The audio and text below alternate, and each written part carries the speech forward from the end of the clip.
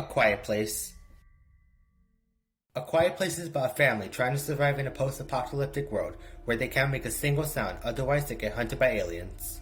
This was directed by John Krasinski, who most people know as Jim from The Office, and as the title would suggest, this is a very quiet movie. I'd go as far as to say this is one of the quietest films I've ever seen.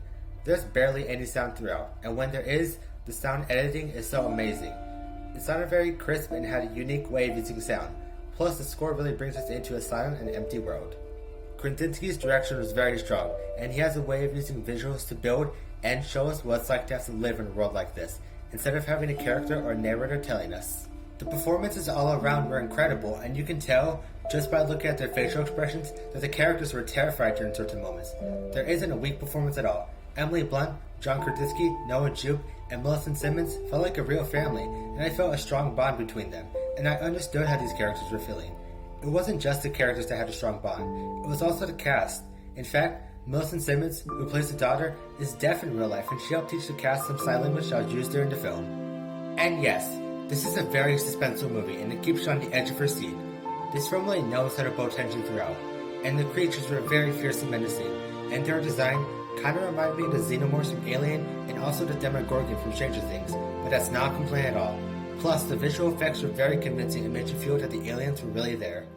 But with all that being said, this isn't just an intense thrill ride, it's really a movie about family, and there's plenty of moments where you can see they are trying to have a normal life and make the best of it despite the circumstances, and that shows just by looking at the way they're adapting their lifestyle to survive.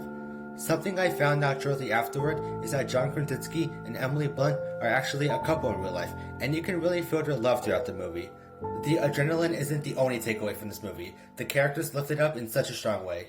Overall, I didn't expect this movie to be so inventive and to reach such a high level. It's intense, smart, and it really has you thinking about what it would be like to live in a silent world.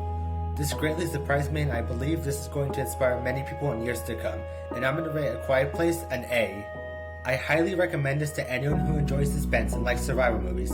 Even if you're not into these types of films or just starting off and would like to try it, this is a great place to start off.